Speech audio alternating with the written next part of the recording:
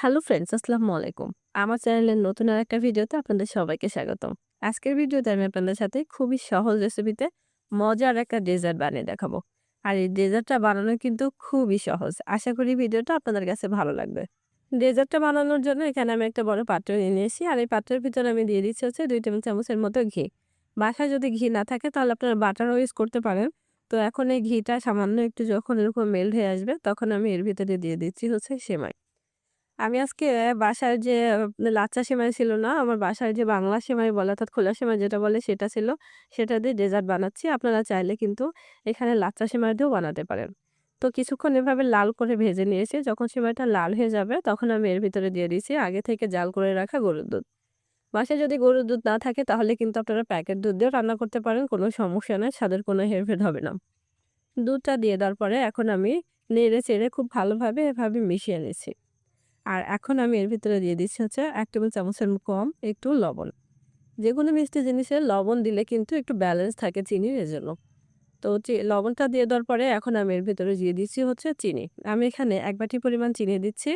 আপনারা আপনাদের টেস্ট অনুযায়ী চিনির পরিমাণ বাড়িয়ে কমিয়ে নিতে পারেন। চিনিটা দিয়ে দেওয়ার পরে যখন এরকম একটু ফুটতে শুরু করবে তখন আমি এখানে দিয়ে দিব হচ্ছে কাস্টার্ড পাউডার।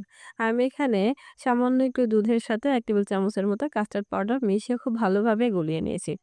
কাস্টার্ড পাউডারটা দিয়ে দেওয়ার সাথে, সাথে আমি নেড়ে-চেড়ে খুব ভালোভাবে এটাকে মিশিয়ে নিব। তবে আপনারা চাইলে কাস্টার্ড পাউডারটা স্কিপও করতে পারেন। এতে স্বাদের কোনো হেরফের হবে না। শুধুমাত্র জাস্ট একটু কালারিং এর জন্য এটা দেওয়া হয়। তো কাস্টার্ড পাউডারটা খুব ভালোভাবে এভাবে মিশিয়ে নেওয়ার পরে কিছুক্ষণ জাল করে নিয়েছি। তো দেখুন এর ভিতরে কিন্তু আমাদের রান্নাটা প্রায় হয়ে এসেছে। এখন আমি নামিয়ে নেওয়ার ১ মিনিটের আগে একটা গুঁড়া দুধের প্যাকেট এখানে দিয়ে দিচ্ছি। দিয়ে খুব ভালোভাবে মিশিয়ে নিয়েছি। গুঁড়া দুধটা ইউজ করলে কিন্তু যেকোনো ডেজার্টে একটু আলাদা স্বাদ আসে। তো দুধটাও খুব ভালোভাবে মিশিয়ে নিয়েছি। এখন আমি এরকম করে আরো ১ মিনিটের মতো জাল করে নিয়েছি। তো দেখুন আমাদের সেমাই রান্না করা কিন্তু হয়ে গেছে। এখন আমি এটাকে চুলা থেকে নামিয়ে ঠান্ডা করে নিব।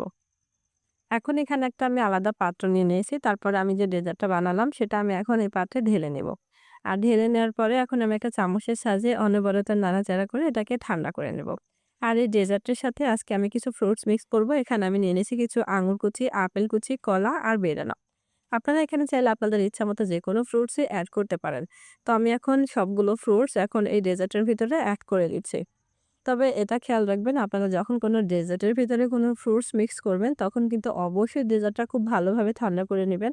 না হলে কিন্তু এই যে আপনারা যদি গরম অবস্থায় যেকোনো ফ্রুটস এড করেন এগুলো কিন্তু অনেক বেশি নরম হয়ে যায় আর খেতে একদমই টেস্ট আসে না। তো এখন একটা চামচের সাহায্যে আমি খুব ভালোভাবে ফ্রুটসগুলো এই ডেজার্টের সাথে মিশিয়ে নিচ্ছি।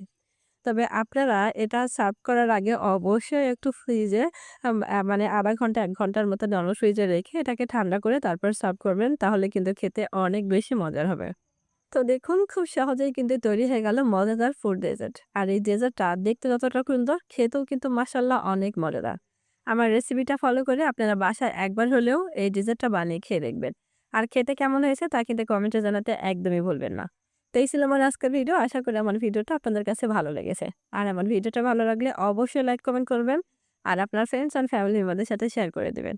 আর এরকম নতুন, নতুন আরো ভিডিও পেতে আমার চ্যানেলটা সাবস্ক্রাইব করে সাথেই থাকবেন। আজ এ পর্যন্ত সবাই ভালো থাকবেন, সুস্থ থাকবেন। আল্লাহ হাফেজ।